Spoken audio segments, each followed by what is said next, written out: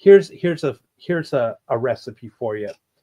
My logic, plugging in the idea of Hitler canceling the debts and whatever. So imagine that you had a Trump type personality come in, a populist president who was a bulldog, who wasn't beholden to anybody, a real red hair, orange hair man, shall we say, who wasn't beholden to anybody, who also was a populist, who is also American first, and said, here's my plan. I'm going to use the might of the military, and we're going to be America first, and we're going to end these wars. We're going to go Jerusalem, Hamas, wherever you are. We're just going to bomb the hell out of both of you until you stop fighting. And same with you, Ukraine. We're gonna bomb Moscow. We're gonna bomb Kiev at the same time until you stop fighting. So you have to list date to end the war, in the ceasefire. Whatever you have at that date for the land. Period. But then it ends, and we're going to be the big dog, like separating two cats. So that takes care on the military side to be the big dog on the canvas and stop the fighting, the wars. Then secondly, we're going to cancel our debt like Adolf did. Cancel the debt, and we're not going to pay the central bank. Bank, the banks, you're screwed. Sorry. And we're going to go back to some other kind of format for money, whatever. That would be the platform. The third platform is, of course, America first, and this kind of thing about, let's take care of our own. Let's fix our real estate problem, blah, blah, blah, blah. All those other kind of domestic issues, but, and hardcore on the crime side and hardcore against the lobbyists in Washington. So you get the populist feeling of that, but you take care of the economic burdens of the debt. And you shrink the military and say, we're going to just be drone and non-human jet fighters, boats, whatever, this kind of thing. And we're going to go into mass production of this stuff, of this shit. And we're going to also mine our own lithium wherever it is on our soils. That's what I would do. And I think you could, if you had someone where the rest of the world was like, I don't know if he's going to push the button or not. I don't know if he is going to bomb Kiev and Moscow at the same time. This guy just might be crazy enough to do it. Yeah. The only issue that I would have on there is because Russia is nuclear as well. Yeah. And do we think that we could effectively, what's the word I'm thinking? Do we think that we can actually slow Putin's mindset into not going ahead and just doing exactly what he's threatened, just use nukes? Yeah. And destroy us. I do because, and that's the other thing. We would also tell Putin, we're okay. Ukraine will not be NATO. There will be no more. And we don't need to put Turkish forces in between Ukraine and Russia. We don't need to put U.S. forces between the two. You guys are going to have your own fence line. And if you go back to doing these skirmishes or whatever, then we're just going to bomb St. Petersburg and we're going to bomb, I don't know, Odessa. And we're going to wipe those out. So here's the point. And so I think Putin would say, well, if you blow up my city, I'm going to blow up your city. And then we're going to have World War III. And I'm sure he would state that. But behind the scenes, he would probably say, yeah, I want peace. I want this end. I want the end too. And I don't want Ukraine to be part of NATO. And I don't want U.S. forces or NATO forces, protecting their front line against us, because that's just the same as having NATO then. You're just going to build up armaments against us. So the deterrent of either side fighting and continuing their fight is the big dog is going to separate the two cats from fighting and tear up both cats. I wonder if that kind of diplomacy could work. That's what I'm wondering, because honestly, it sounds like the issue is NATO. So if we can encourage Russia to note that Ukraine will never join NATO. Thus, there's not this threat looming that if they join NATO, they're now a part of Article 5. So now we can automatically join in the fight. You take that away, and then Russia probably has no incentive to effectively Samson option Right. the whole world by going into World War III and launching attacks against UK and America and France. I mean, so you would have that de-incentivized notion that now we can actually work on peace behind the scenes while they're continuously just fighting it out in little skirmishes, but slowing down because they don't want their major cities nuked effectively, or just carbon bombed to nothing. Right. So I think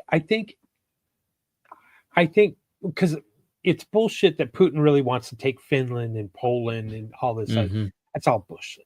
Let's just plain and simple. He really just wants Crimea. That's about it. Yeah, because that's Russia. It's been theirs for over a century. You know, it's been their warm port. It's been their Hawaii, shall we say, or Philippines or Guam or whatever you want to call it, for us having a warm port in the Pacific. That's what it is for them. It's their warm port. So, that's another thing. People don't understand or know the history. Russians, for decades, or maybe 100 years, would go. That was their summer vacation. You go to Crimea and the beach, and every year they'd pile up in their cars and they'd go to the beach. Even when it was Ukraine, that's what you did. As a Russian, our summer vacation, and they have cottages and they have hotels along the beach line. It's like going to the Carolinas or Florida or whatever for vacation. And they've done that for 100 years. So, I don't know. That's kind of how I think. I think Putin would do it. I think behind the scenes, it would be, the world would say, "Oh yeah, we're going to be on the right side of things. We're just going to be the big dog, separating two cats from war. Anytime there's a skirmish around the world, we're stepping in. But we're staying out. We're going to stay out of everybody's business. NATO, you're on your own. Europe, we're done with you. Yeah, being real mediators rather than the policemen. We're actually mediators. To work conflicts, keep things kind of quiet to a certain extent. Yeah, if you want to skirmish each other and destroy each other, go right ahead. But you know what? Just know that it better not spill over into the rest of the world. And you know what Otherwise, I do? You're done. Right. I probably, what are those, they call them, I don't know, Thor's rods or something. I don't know what they call them, but there was that idea that you would take these titanium rods and you'd send them up to space into a satellite, and they would be ejected from the satellite and they would come through the atmosphere. And there is no nuclear warhead on it. All it is a titanium rod, but it's coming so fast and so powerful, 30, 40,000 miles an hour. And when it hits the ground, there's no radiation. It just obliviates everything. And we would say, we don't need bases all over the world. We're just going to have these rods up in space force. It's kind of how I would think would be. I don't know, just a thought. Something I mean, it's innovative in its own right, but at the same time, has human beings really evolved? Even though we've gotten technology, we've advanced so much, we've yet to psychologically and biologically evolve with the technology. Our what's that? Our own Pentagon, our own neocons wouldn't allow that kind of thinking. No, we got to have endless wars. We got to have endless bomb making and endless tanks and endless aircraft and endless drones and endless, ammunition. The war machine needs to continue. So someone like that couldn't get elected. I don't think the president has that kind of power to stop it anyway. Trump and other presidents have hinted to that. Well, I think that has to here's a good one for you. Maybe jot this down. Glenn Beck, I used to be a big fan, not anymore. But I used to too. over the weekend, one of his he gave he did his experience when George W. Bush, GW, summoned him to the White House Mm-hmm. and cussed him out for what he had said on air. He did like a 12-minute talk about that. But at the end of the conversation, GW says it doesn't matter who sits in this office. Basically, the Pentagon tells you what you're going to do. Mm-hmm. So you got to listen to his story of when GW was upset with Glenn Beck saying what he was saying. I don't know if it was about Iraq or 9/11. I don't know. I think it had, yeah, it sounds like it would have to probably have more to do with Iraq, but at the But same time, you yeah, have Afghanistan going on too, and I don't know. You could fast forward it to probably, I think like it's a 9 or 11-minute video. You could probably fast forward it to the 8th-minute mark or 7th-minute mark and just listen to the end as he's describing the end of his conversation with GW in the Oval Office. And that makes sense on why people believe the propaganda that there's a deep state. I mean, there isn't a deep state. It's just an intelligence apparatus within the Pentagon that is so enmeshed into a bureaucratic like idea that, right, yes, the intelligence agencies have too much power, but it's still the state. I mean, they're all working in line with each other. It's just the bureaucracy of the intelligence agencies and the DOD or Department of War now, whatever you want to call it, has more of the sway because that's like the largest of all the budgets that they get. I mean, the second largest budget in the United States is the Department of Defense. It's the defense budget. Yeah. The largest is still the entitlement scheme, but that's just to placate the populace and make them believe that the government's there to protect you. Yeah. But what happens when the government can't afford to protect you financially because they're too busy ciphering off all this money that's supposed to go to entitlements to defense because they've devalued the currency so much through inflation that they can't even afford their war machine imperial militarism that they have to just nix the entitlement apparatus anyway. So, and I think that's where a lot of people are starting to wake up. I think so too. Because they don't want to lose their Social Security. Yeah, exactly. So, here's the next one on that whole vein, that kind of thing. If AI is what it's reported to be, what I'm starting to see, and having on our phone, I don't know, 30 PhD level, high level scientists in every, on our phone, basically at our fingertips, then we're going to very quickly figure out an inexpensive way to manufacture anything. And we're going to dramatically lower the cost of energy in different formats, maybe thermal, nuclear energy or whatever. I'm drawing a blank, but all the different ways of generating energy. And so the cost of energy and the cost of manufacturing, the cost of goods is going to come down so significantly that if we can have a piece of that pie, kind of like the Alaskan oil, fund, how the Alaskans have their they don't pay an income tax because they get a dividend check from the oil in Alaska. If that same thing can be tied into the advancement of the lowering cost of energy and manufacturing, etc., then we have an unbelievable future. The sad part is will those who are developing that technology under the current state and under how the current government is manipulated and held hostage to the wealthy oligarchs, if that can be pushed aside, and we all share in that abundance, being the savings in the cost of energy and the savings in the cost of goods and manufacturing, then we all could live a really much more happy and joyful life. It would be almost kind of like retirement for everybody at every age. Star Trek. Work would be voluntarily. We would want to work. Maybe, Mm-hmm. like I said, like they gave the example on the other podcast, was that, the haircut. No offense, Andrew. The haircut idea. Maybe you want to pay $200 for your barber to give you a haircut because you want that human experience.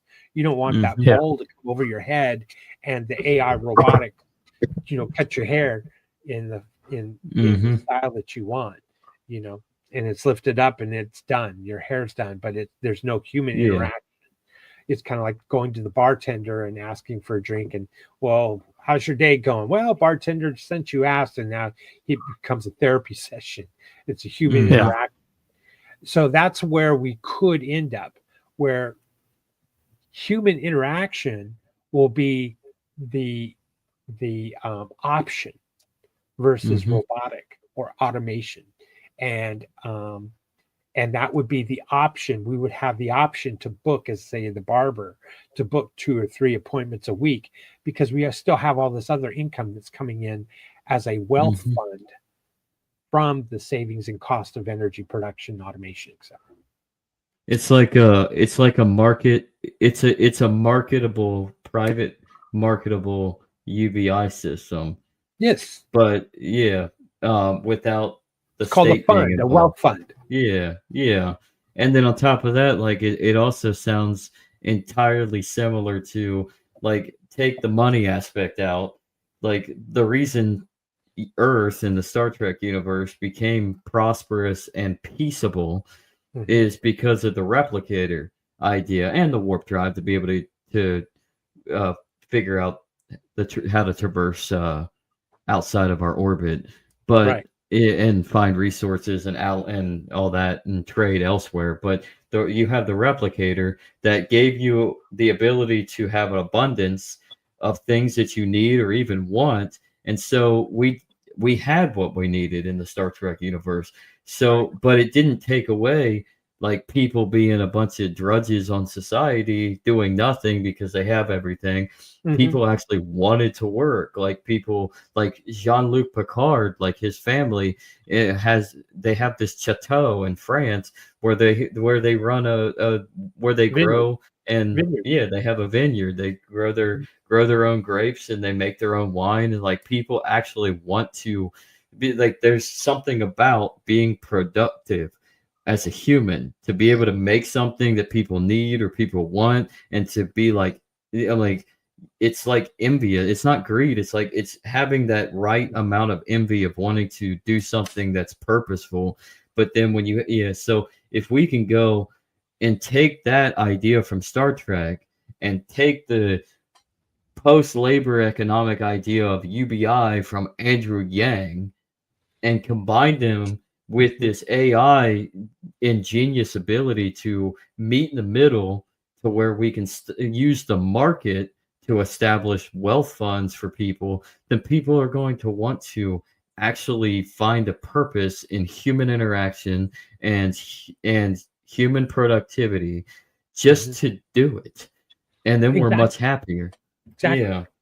And see, what happens is, and that when you hear about AI and abundance, is, whatever our GDP is, let's call it 15 trillion. When you lower the cost of goods and lower the cost of energy, now we can have more things. More things can be, like, replicated, shall we say, from a nanotechnology perspective or plug-in. And now, who knows? Maybe our economy doubles in size to 30 trillion from 15 trillion or 45 trillion, and that double or triple in the size, we all share that as a wealth fund, and that's where that abundance and that, shall we say, the retired lifestyle comes from. But what has to happen, though, is the basilisk effect, right? We have to tame the basilisk, but he says don't tame the basilisk. What you have to do is don't stare at it. Create parallel systems, alternative systems, the exit ramp, um, and to build without permission. And that's kind of where I believe we have to go. That's certainly is the agorist spirit of things. Um, and I still believe it's very probable, it's very possible that we could have a beautiful life of abundance. You know, in Star Mhm. Trek, those that were able to go in the stars and circumvent the the universe and leave the solar system were those that weren't chasing the dollar. They were chasing the the ability to work on Mhm. a starship, and the trade-off of being able to become an engineer or some other kind of scientist, or just the grunt who is working the controls on I don't know, the atmospheric controls with on the ship or something. Mhm. The grunt work, the ability, the payoff wasn't money. The payoff was being able to see other worlds, a supernova from up close, or whatever. And not everybody could, in that Star Trek world, could be on a starship and travel the universe. There were still those who are. Mhm. But in the example that I gave with the ball coming over for your haircut, maybe the haircut's only $1 versus Yeah. $200 for the human experience. Um, Mhm. it's not $10 at Supercuts or $15, $18 at Supercuts, whatever the cut is cost us. Mhm. It's $1 because it's robotic. Um, Yeah. and we all share in the wealth fund. So that robotic haircut machine can do 100 haircuts in a day or 200 haircuts in a day, and Mhm. we own maybe we own a small percentage of one, and it pays a dividend every day Mhm. towards the wealth fund or towards us. I think that's how it could play out. It could be beautiful, and Yeah. the technocrats could be pushed aside, as well as government bureaucrats could be pushed aside, as well as representative government could be pushed aside. Um, and we would all have much more of a free voice, like umbrella promise or other forms of governance. Certainly probable. I mean, this comes from Ray Rum Nova Rum. But this is from Pope Leo the 13th to go off of what you're saying, William. It's like it is clear that the main tenet of socialism, community of goods, must be utterly rejected since it only injures those whom it would seem meant to benefit, is directly contrary to the natural rights of mankind, and would introduce confusion and disorder into the commonweal.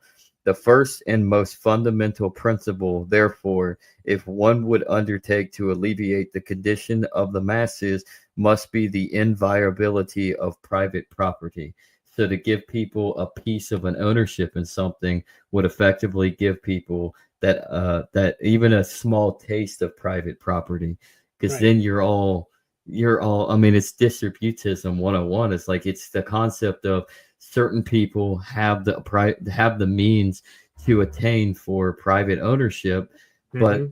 then and others are less fortunate, but it's an ethical aspect that we should help those that are in need, help support them so they can get a leg up so they don't have to depend on society.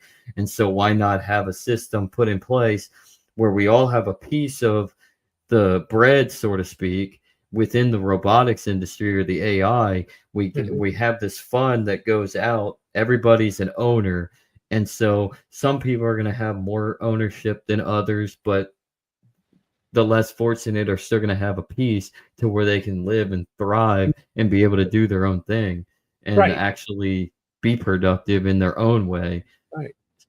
somewhere And else in their and needs. you would hope. Well, like I said, it's like taking that Alaskan fund and replicating it, perfecting it along the way, and increasing it so that it's a piece that we all own a piece of the GDP, the gross domestic product. That's where it comes down to. We just went Mhm. live, didn't we? Oh wow. Yeah, Surprising. I didn't know. I snuck in when we were talking about the German the history aspect. I'm like, this we need to record this. So I snuck it Okay. in for a little bit. So No worries, yes, no worries. because But this needs we need what we're talking about needs to go live. that's and then I see now. Now I never looked at it. Episode 33, innovation and evolution. Oh, okay. Um, Oh, but, that'll probably get changed just because okay. Well, yeah. but that's what I think. We do have an opportunity of abundance. Mm-hmm, I don't know what our chances of. Maybe it's only a 10% chance. Maybe it's a 60-80% chance. I don't know. mm-hmm, But we know that we have oligarchs and technocracy to push out of the way, and we have government that is retarding our advancements as well, based off of regulations and like Greg well describes in his book, um, mm-hmm, uh, Law Zero, that you've got this behemoth, ugly monster that is a part of our lives that is trying to do the right thing for on our behalf to keep us safe or to regulate so that we all have the a better life and a free life. Well, I kind of think that the UBI idea or concept is still young and new. But if it comes coming from the government, then it's a problem. mm-hmm. What's that sound? I'm What typing. is I'm it? sorry. Oh, okay. Uh, That is uh, loud. if the UBI, if the UBI, if the UBI is based off of taxation and it goes into the government and then it's kicked back to the people, it's just another form of redistribution. And the concept of just tax the wealthy and just pay the UBI to those who are non-wealthy. Well, there aren't enough wealthy people. But what you need to do is you need to tax. If you're going to use the word tax and redistribution for UBI, which again I'm against. Don't Mm-hmm, get me wrong here. But if we're going to go down that route, then then we all should have ownership in growth, mm-hmm, and we should all have the buy-in as owners that we want to grow. We want to see mm-hmm, growth because that's going to increase our standard of living. That's going to give us a raise. Hey boss, I need a raise. I'm doing extra. I need to do this. I'm mm-hmm, willing to work on the weekends, and please, boss, look what I'm doing. Give me a raise. Well, the raise should be predicated upon the company's growth, or the raise should be predicated upon the growth of, like in Alaska, how much oil was pumped out, and what was the cost per oil per barrel is what determines how much the wealth money goes into the wealth fund that's paid to the Alaskan mm-hmm, citizens. So there you go. It's the same kind of concept. But rather than redistribution from a government through a government, it doesn't even have mm-hmm, to be that way. It could be no third parties. It could be like in the idea of blockchain and tokenization. It could be done this way. So there is no government entity that is touching it, or bank that is trying to take a piece of it, or censor who gets what for what reason, or social credit. Oh, well, you said this and that was negative towards the government, so we're going to deduct this much from your monthly mm-hmm, payment. Take out the third party, take out the middleman, and have that growth go straight into a tokenization process where every citizen then gets the token and Yeah. their fair share of the token. That's the technology that we have today. We can do that today. We have that. We've already innovated that. mm-hmm, We've already created a potential to eliminate, and this goes for makes people go back crazy. The idea that government should coin and print money. That should be a mm-hmm, government function. Well, quite honestly, okay, back in the day that was good, but now we've innovated a better solution, a better method, a way to mm-hmm, do it without any prejudice, without any censorship, so that everyone could get an equal share, and that's more just. shall we say? Anyway, you were going to say something, Andrew? I've been No, I was, before I you was just saying, disappear yeah, I just I said again. I'm sorry. I'm sorry I had to leave like this, but I gotta go to bed. So no worries, no worries. No. Yeah, it's late for you. yeah. Mm, So yeah. well, you guys Thanks, enjoy your Andrew. time, and I'll see you later. Okay. All right, take care. Will do, Bye. Andrew. Don't let the bed bugs bite. All right. See ya. Mhm. All right. No, Well, that last is week. fascinating. Because I mean, the blockchain is exactly what you can use. Because it's always there. Everything, all the information's on chain. You can see what is being transacted, who has, not who has what, but what, Mhm. but whose address has what, I guess. I Right. mean, and nobody can really they can't really like undercut anybody because it's there, like Yes. publicly in the public domain. So Yes. Mm. And I don't know, social economically, who knows? Maybe when we're all receiving a payment based off of the country's growth, economic growth and health, then who knows? Maybe there'll be less incentive for us to steal from one another. There'll be less Mhm. incentive for us to maybe we'll honor everybody's property. Mhm. I won't break into your home and steal your tokens. Well, I can't because they're on the blockchain. We know who those Yeah. tokens belong to. Think of it for those who don't understand. Maybe think of the maybe your social security number being on a blockchain, and the Mhm. dividend payment that's coming from the wealth fund, which is maybe we're just picking on the U.S. here, the U.S. GDP wealth fund. We'll call it that. Mhm. That that weekly or monthly payment or quarterly or annual payment based on how much growth happened, the dividend would come directly to that social security number, which would be on the blockchain. And it would be, who Mhm. knows, it would be tied to your computer, your phone, or whatever. You could access it. Mhm. It's just like a bank account. You would then move it into a different spending account and spend from that. So it's always protected. Mhm. And there's no question of well, gee, Zach, I show you got 500 tokens, and you say no, they were stolen from me. Well, on the blockchain you could be able to go back and see, oh well, whatever, Maria over here, she took them from you for whatever Mhm. reason. And so there could be a policeman, um, Mhm. there could be litigation, a court, a process that would go through the transaction and be able to see it. Yeah. That why did Maria get those tokens and not you? These Mhm. all these kinds of things that we already have worked out from a banking standpoint as bank accounts. Well, it could still work the same way.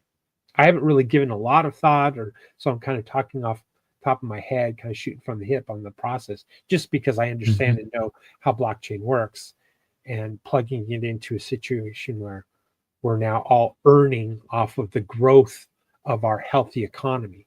And when we have a Mhm. bad time with our economy, well, we all take a pay cut, and we have Mhm. to come together and come with decisions on how do we increase it. There goes Mhm. another point. So yeah, a 6 month old is going to get a token payment into that Social Security, but they can't access it until they're age 18 or whatever. It belongs to them. Mhm. So and maybe Like only a certain percentage could be taken out at 18, so they don't go blow it at age 18. Yeah. Haven't figured out financial, Like the Goober Baby mutual funds that they have now, except for it's a little bit more contained because it's attached to the blockchain, and then you can set limits. Like the parents can set limits. I mean, let's keep it like local on that aspect to where like once they turn 18, they have a limited access to their blockchain to not be able to the blockchain to not be able to like waste all their tokens all at once. and and then they're forced to actually have to learn, and hopefully they're doing this when as they're coming to age anyways, they're being taught, but they can actually gain the experience necessary reflected upon the blockchain into the real world of actually learning how to save and budget and this and that. And then that in itself causes a healthy economy, because you're reflecting what's going on both digitally and economically onto society, and everybody's able to create a community out of Mhm. whatever society's supposed to be. Right. And we always talk about how in public schools they don't teach personal finance. Well, this would become the norm. No. Personal Mhm. finance would you would have to pass maybe certain classes before you could. I don't know. I'm just Mhm. shooting from the hip here before, so you didn't blow your whole savings that you earned from the time you're born to your 18th birthday, as an example, Mhm. something to that effect. But uh, there's so many opportunities here that we need to start thinking in that manner, and uh, of of us all benefiting from the growth of the economy through this AI and automation, and that becoming the plug-in to the solution of AI and automation is taking our jobs. We're losing our jobs. And this Mhm. points to the thing that I've been talking about on other podcasts about post-labor economics. We will no Mhm. longer trade our time and our labor for wages. Mhm. Instead, we will have our income, if you want to call it a UBI or whatever, will be based Or upon pass yeah. our Or country's passive. growth. Yeah, passive income. And we would have that income, and we'd have the opportunity, if we wanted, to invest in robo taxis or robots that are going to mow lawns, and Mhm. maybe it'd be co-op ownerships in Mhm. various automations to increase our income levels. Plus, it could be based upon, you know, our knowledge and Yeah. things that you could test out on, such as, who knows, I gave this example before, but imagine someone who, wow, I really want to learn more about physics, and they're Mhm. taking physics classes online. And as they Mhm. pass different levels or sections of it, they're earning credits or tokens that's going to go into their bank account because they've Mhm. tested out on that level of knowledge of physics.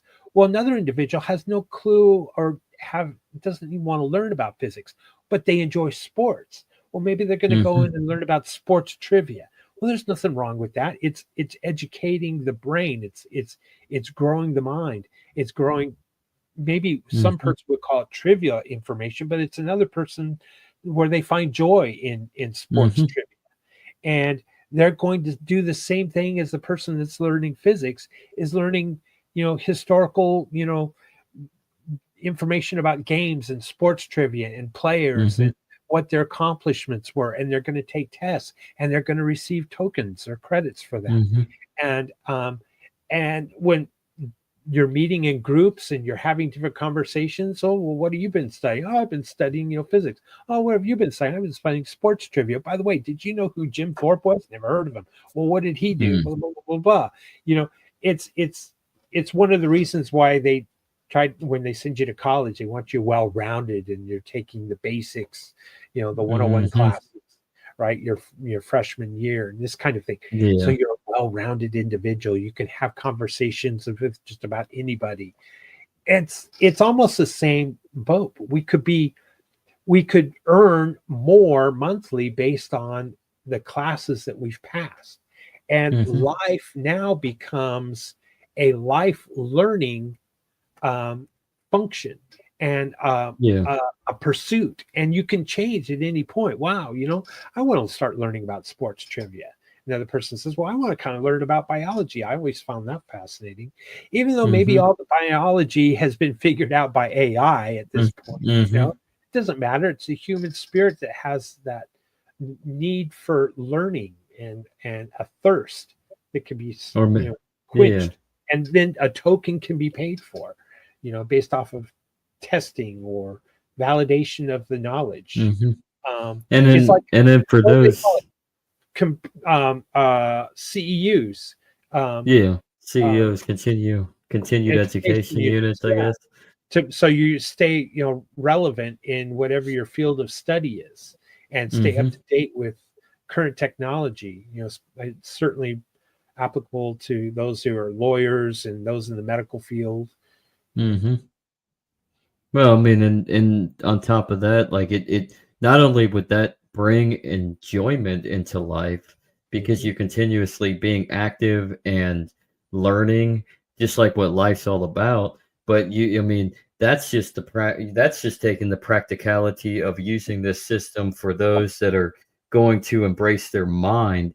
What about the people that want to embrace more experience hands-on uh customs like say plumbing or being a barber or whatever, they can still do all of that. Like they could learn like, oh, I want to learn how to cut hair and be a barber and give somebody a secondary option if they want that Right, human interaction. Yes, they're going to pay a premium, but and I'm going to make a little bit extra in my tokenization, which is a benefit for me, but they're going to gain the experience in the human aspect, and they're not just getting a haircut, they're paying for having a conversation and having a therapy, essentially a yeah, therapy appointment. Or maybe you become a bartender, maybe you become a plumber, and you gain access to business for people that are outside of the system that we live in, that hmm, are living more of a, at this point, an off the grid.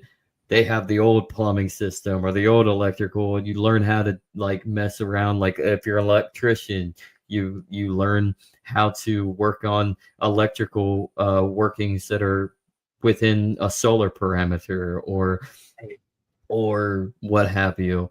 So, I mean, who knows? Like, you can still have, maybe you're a builder.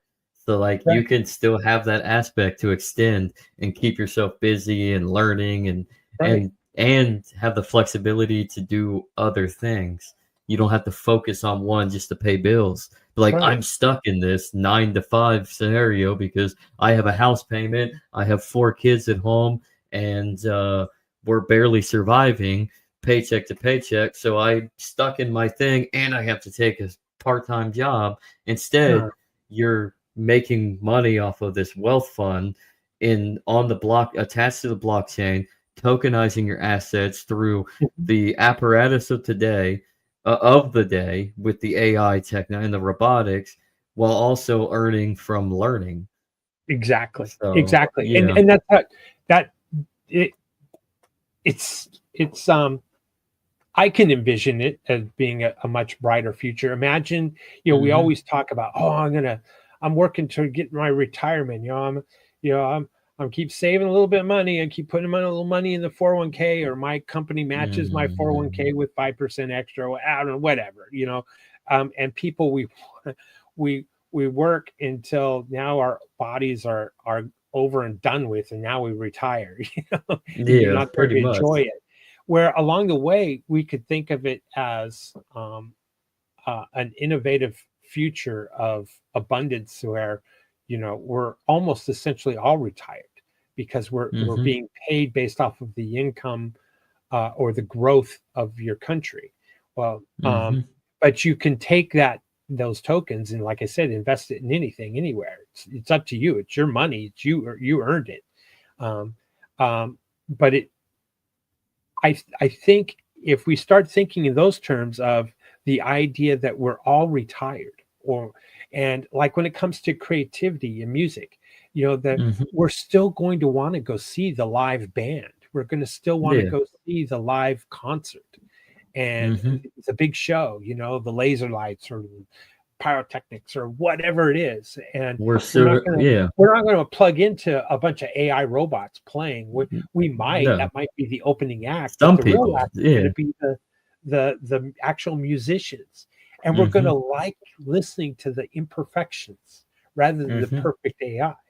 Um, Yeah. and the band that's playing is getting the enjoyment of playing before an audience live, and Mhm. or we're being able to watch it live on our phone or TV or computer, Mhm. what screen, whatever, tablet, or whatever. our eyes with the interface of Elon Musk brain Yeah, chips. yeah. Who knows? Who knows? But I still think that we're still going to have that human element, and we're going to have artists that are going to be pure human artists, maybe on a canvas, a painting, and they're going to have the AI artist that's going to Mhm, use AI and human and the fusion between the two, and we're going to mhm, still see creative masters, new masterpieces being created in front of us, and mhm, we won't have to stay in one city or one state. We'll be able to travel because you know what, you talk to your family and say, how about that vacation? Maybe we should take that vacation to mhm, Bora Bora or wherever, you know. mhm, And you'll be able to invest in other countries because one thing about the blockchain is it allows for borderless transactions. So yeah, if you see that your country is starting to fall or falter in its growth rate, but you see maybe another country who is catching on to a new trend, a new, way of producing energy or something like that, you might be able to invest a little bit of your tokens over there and get a bigger return. And what's beautiful too is you're not looking to the human stockbroker who's giving you the stock tip. It's actually mhm, AI that's an agent looking over the entire globe at different mhm, companies, at different countries, or counties or cities that have something different to offer that might have a better growth rate, and you might be able to jump on there early and spread your wealth that way. And so hmm, it becomes gamified, um, mhm, and where you still have your base.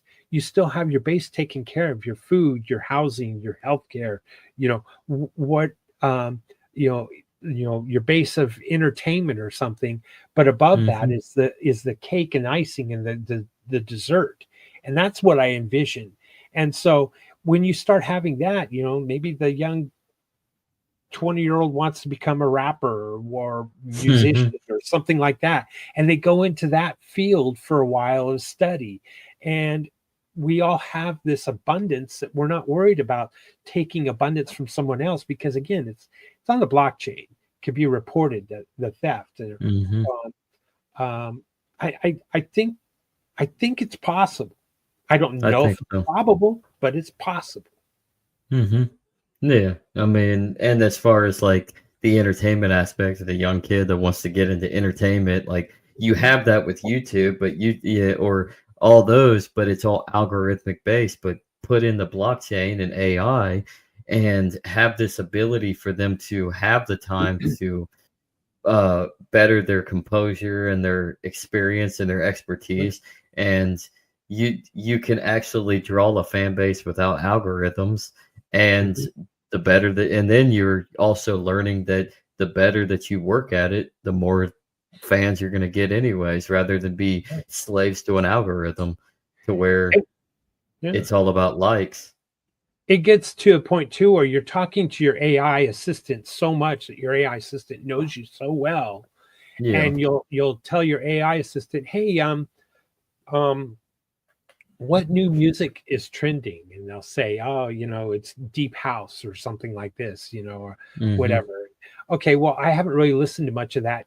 Play me a sample, you know, and and Mhm. and so and your AI assistant, comes back and says, "Well, did you like it or did you not like it?" I give it a 7 out of 10. Okay, well, and it knows that. So next time around, Mhm. you got a free moment, you want to listen to some more music or whatever. Hey, play some more deep house or whatever. You Mhm. know, this is the kind of concept. So your AI is going to know real well and know what you want to invest in and what you don't want to invest in. Maybe you have um, certain personal philosophies, ideology. You maybe you're a vegan or a non-vegan, or Mhm. what you want to invest in, and so your AI agent's going out there, you know, searching based off of your philosophical or religious or beliefs or whatever, um, what what investments match what you believe in. So you're voting with your wallet per se, with your tokens into businesses or counties or wealth funds, I like to call them, Mm-hmm. and that match who you are, what you believe in, and versus the days of the old of calling up your stockbroker. Well, not everyone had a stockbroker. Not everyone could call a stockbroker because they weren't qualified to own a stockbroker. Well, we're talking about Mm-hmm. micro investing as well. $1, $5, $10, whatever, and getting a micro investment. Maybe it's a half of penny, an eighth of a penny per week, but it's over thousands and thousands of various investments that add up to significant portions of income of dividends that are residual and weekly, monthly, quarterly, whatever. And counties, one county might have water where another county doesn't, and the water create a dam, and dam creates electricity, and that becomes a county investment, and everyone that lives in that county, it's just like living in Alaska. It's the wealth fund of that dam that resides in that county for those citizens.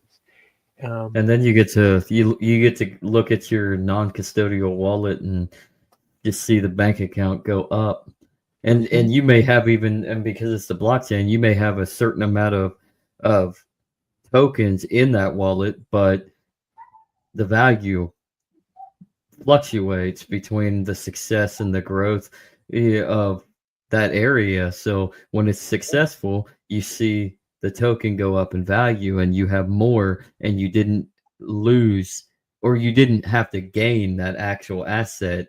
You just watch it go up, and on a bad time, it's gonna fluctuate and decrease. You know what I mean? So imagine too, like your family, you're with your family, and you go, I don't know, to the beach, and you're walking on a boardwalk, and there's an ice cream shop, and you all go in there and you have some ice cream, and you're paying it with your tokens, and you go, wow, I really like this place, and I like their unique flavors, and you'll be able to pull up on your AI, and maybe it's all robotics that are serving you the ice cream, who knows, but you're pulling it up on with your AI, and you see maybe its income statement and its balance sheet and the opportunity to invest in that ice cream shop, and you see that its revenues peak, of course, in the summer months, and then they kind of go flat, and during the winter months when it's cold and there's less people on the beach, but it's going to pay a bigger dividend maybe in the wintertime than it does in the summertime, or whatever. And you say, you know what, I like this ice cream, I'm not going to just give them a tip rather than a tip because I like this ice cream and I want them to succeed. I want this business to succeed, so I come back here because we come every year. I want the same ice cream, these unique flavors, but I'm going to give them a tip. But rather than a tip, maybe it's a $10 or $20 investment in this ice cream and that flavor. Maybe that specific flavor. So every time if someone comes in and buys that flavor, it's almost like a royalty payment because you've invested in that intellectual property of that particular flavor of that ice cream. And so the sky's the limit when you start thinking of tokenization of anything and everything, and you're plugging in AI, and AI's giving you, well, I give you, this tokenized ice cream's got a high risk of 80% failure rate, because it doesn't have enough foot traffic or whatever.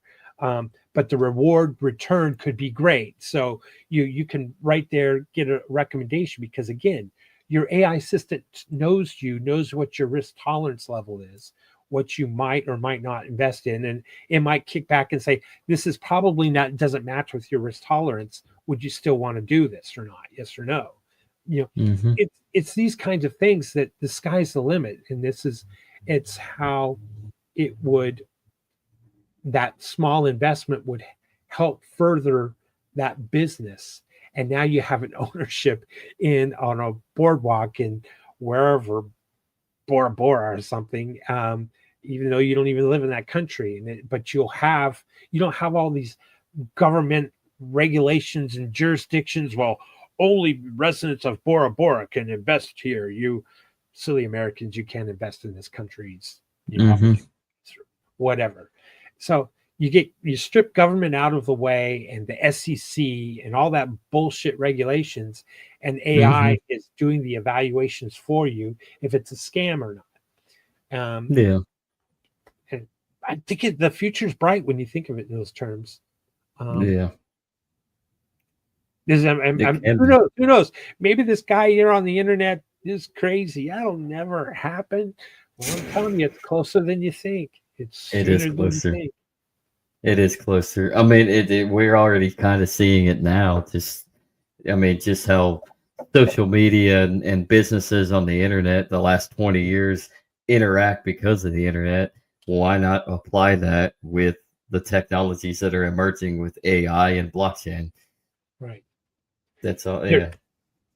I don't want to end on a down note, but we do know what the potentiality, the risks are as well. Is that these handful of individuals who are programming, controlling, gatekeeping the AI can lead us down to a form of manipulation and groupthink, and obtain vast amounts of wealth.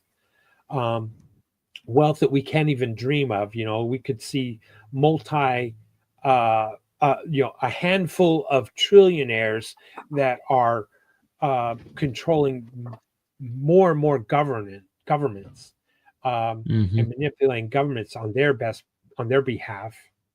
Legislature, own basically Congress, and we could fall into a technocracy and a really ugly dystopian world where we are slaves to the AI and automation, and we're just hoping they'll throw you a scrap with a UBI payment that's bigger.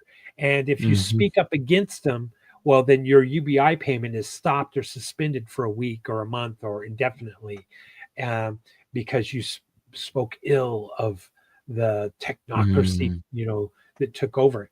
That is a real possibility, maybe even a higher probability than the green fields and blue sky, white fluffy cloud example I was talking about earlier. We could have a very dark future with technocracy and oligarchs controlling everything and restricting how much we have. And who knows, they could get to the point where it's ugly and you have to prove your worth to earn your UBI. Are you contributing to society in beyond what you're taking from? Are you a burden on society or not? And so if you're a burden, well, then you need to be pushed over here into this camp. Who knows where it could go? That's the danger, because like when I hit record, that's what we were talking about, was the Nazis, and we were on a different subject of the Nazis in World War II. But I mean, effectively, the technocracy aspect could lead into: are you productive enough to gain the scraps? If not, then it's time to liquidate you. Like, you end up becoming the asset of the data that the technocrats own, the technocratic oligarchs own through this AI expanded apparatus. And so when you have no worth in their eyes, then that's when you're going to be the one that's liquidated, and we can do without you. So within your utopian perspective, which is real world, that could innovate and evolve if we did it the right way in a market scheme, post-labor economics in comparison to technocratic UBI is a better scenario. Right. The last thing you want is, you don't want to rely on the government for your monthly payment. No. You don't want that power to be in the hands of just a few that can be even you could even report to these oligarch technocrats. You just don't want to subject yourself to that tyranny or potential tyranny, if you will. So I think that's that's kind of when the US was founded. It was 13 original colonies. They were nation states, and they were experiments, so that if Pennsylvania was doing well and New York wasn't, you could pick up and move from New York to Pennsylvania, and it was an Yep. experiment, and you could vote with your feet. It was a little more difficult in the times because of farming, and this is, we were Yeah. much more of an agrarian culture. We had to be, but it kind of is the same thing. In other words, what I'm saying is that, I don't know, in the U.S., I can't remember, is it like 3,500 counties roughly, Mm-hmm. townships, whatever you want to call them, counties, and each one of them have a different thing of they have to offer, or each one of Yeah. them could be an experiment. Each one of them could be a wealth fund. Each Mm-hmm. state could be another wealth fund. Yeah. Florida is got Disney World and Cape Canaveral and Miami Mm-hmm. and this kind of thing. It's got a lot of tourism, and Yeah. that could be part of its growth. And Mm-hmm. and if you live in Florida, you earn from the tourists that come to Florida is part of your, Mm-hmm. that's part of your wealth fund, versus Yeah. Alaska's oil and Texas's oil, or Texas's ability to manufacture plastics from oil, and Yeah. it's in refinery, base, all kinds of things. Or So, yeah. Or to go on a really small level, like Columbus in Ohio. Columbus in itself benefits through the wealth fund of their chip manufacturing that they're trying to put in place. And once that hits the ground running, everybody within central Ohio gets to benefit from that wealth fund of the GDP of the chip manufacturing that comes into the area, and then so on and so forth. And then the rest of Ohio might focus more on manufacturing because you still have some manufacturing base there. And then you could have the agrarian aspect and the tourism aspect, especially like in Amish country. You could token the Amish could actually, they're somewhat Luddites, but they're not against technology in some retrospect. Like they will use it if it has a benefit to the community, and they could tokenize by bringing it on a tourist aspect for their business for people that want to experience the Amish life, and then that goes back into their community to help benefit their family. So if you have an Amish family that gets into some trouble, this is how their community fund works already. Family gets into trouble, then the community has a fund that they've already put forth that they can go and spend for that family. Like they have a healthcare fund that everybody pays into so they can help out. So exactly. And they already have that set up. We just can utilize the blockchain. Well said. Good point. And another example too, like I was talking about earlier, about maybe you have different philosophical reasons or religious reasons not to invest or have ownership in or receive dividends from something like, say, a whiskey, like say Jim Beam, where it's manufactured, or that state, and your tokens would come in, except for the tokens that were earned from that, from alcohol, or maybe a pork farm in the Carolinas or something like that. If you were, let's say a Muslim and you didn't want anything to do with, pork or alcohol. Again, this is how you're investing your own tokens coming in for your residual income based upon what you believe in and don't believe in. And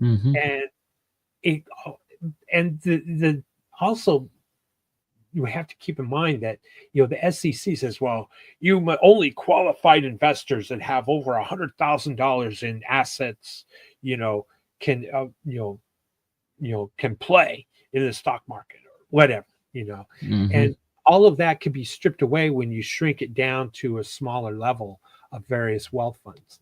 And if we start thinking in that way, we're minimizing the role that government has in our income streams or residual income streams. We're minimizing our role, and it can be policed by, your AI essentially becomes like consumer reports on your investment and your investment portfolio.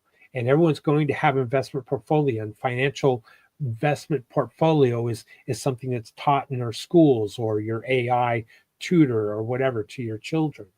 So you're constantly moving your money around to growth funds, or maybe you have your AI is doing that for you. Yeah. And all your eggs aren't held in one basket, and you're diversified, and so you have a diversified income streams. It's all possible. It's all possible in what is already out there and been created today. This isn't pie in the sky. This is innovation that exists today, and it's, I hope, is our evolution on how we start working in our personal finance. And so we don't have to have UBI, or UBI could be just a safety net, with the bare bones, the bare bone basics is where the UBI comes into play. And then it becomes generational, because every child that's born is given a wealth fund that's going to grow in interest, and until they're 18, and then it's being drawn down, weekly, monthly, whatever, as a payment, for the rest of their life. And then when they die, then that balance of that UBI pool or money goes to the next, it goes back into the pool that's, for the next child that's born. So if I'm not explaining it correctly, but hopefully you get the point I'm trying to make, is that it's a pool. And it's stringent on you diversifying and investing in your family's legacy yourself. It's not just one straight, narrow, linear, like centralized authority giving you bits and pieces, and when you're dead, you're dead. Everybody gets a piece of the pie if they survive that long within a government, within like Social Security.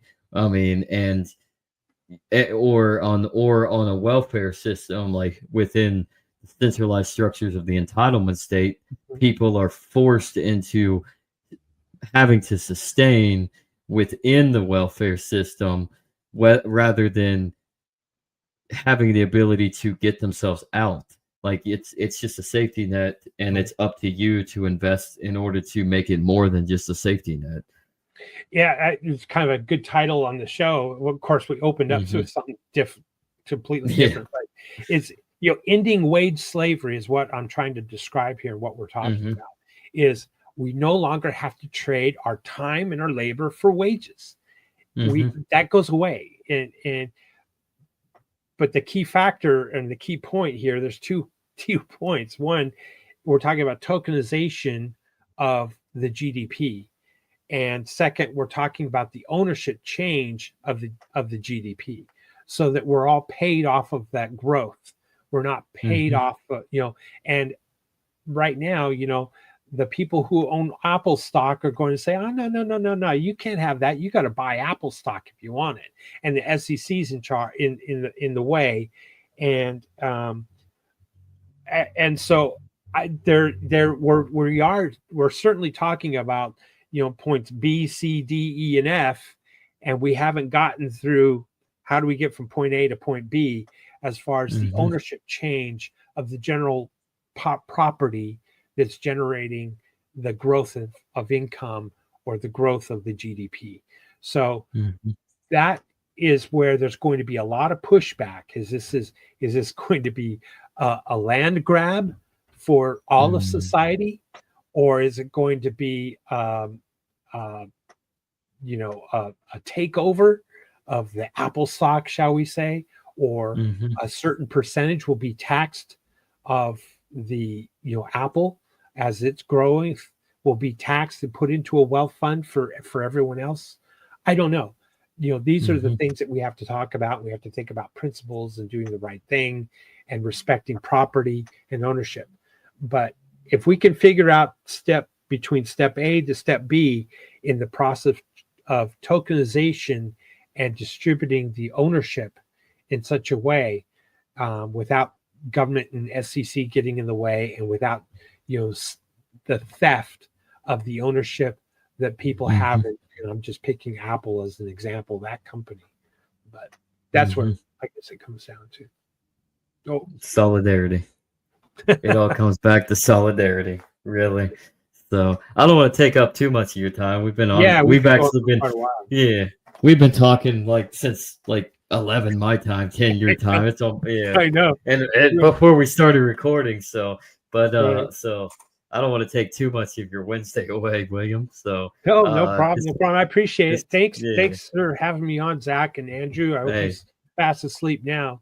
But probably it was a probably not. good conversation. Mm-hmm. I don't know where you started the record and what we were talking about then. Like you said something about World War II or something, but this is what I guess the last thing I'd say is I was certainly black pilled and still until I started thinking of what AI and automation could do for abundance in a post-labor economic system is when I started seeing I became more white pilled about our humanity's future. I don't know if I'll see it in my lifetime. Who knows? I hope so. But it does give me hope for the future generations if we can weed out the corruption in the state and the oligarchs and prevent a technocratic takeover into tyranny. It's potential. Gives me a white pill. It does actually, because AI is a tool, and we got to use it as a tool. We can't just let it consume us. Really, that's right. We start letting it. If we let it, if we think it's more than just a tool, that's when we let the technology control us and we become enslaved to ourselves effectively. But if we use it to our benefit, then we can actually save society and get back to where we should be, which is productivity and purpose and enjoyment of life. While we, our short duration on this life, we shouldn't be working as wage slaves for nothing. We should be improvising to better our life on this earth and leaving something that benefits the next generation. Yeah, because I'm not describing. Yeah, I'm certainly not describing communism at all. No, and I'm not describing any kind of stewardship, giant government overreach and a theft of property between A to B, steps A to B. I'm talking still free market, and I'm an agorism, and I don't believe in the state. I think it's gotten too corrupt and too big and too evil. So I want to eliminate as much of that out of this solution as possible. But so we have opportunities. I'm telling you, this is option. Beginning of brainstorming it.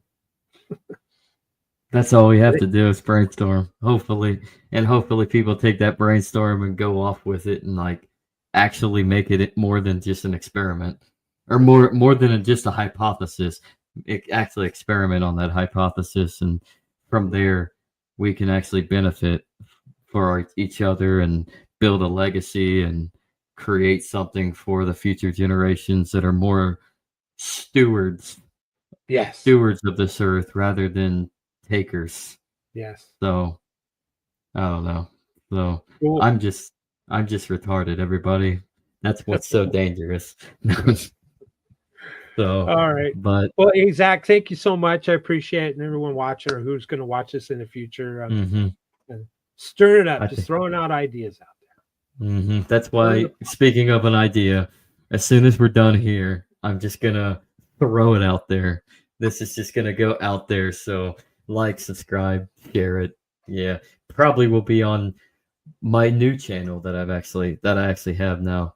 I'm starting to do like a gospel reading ministry, so I might throw this out because this kind of has the same semblance. So I don't know. All right. So cool. Well, thanks, Zach. Appreciate it. Hey, thanks for coming on. So thank you, and we missed Greg, but I guess we're gonna do it on Friday. Friday morning. So looking forward to it. So here's the Irish goodbye.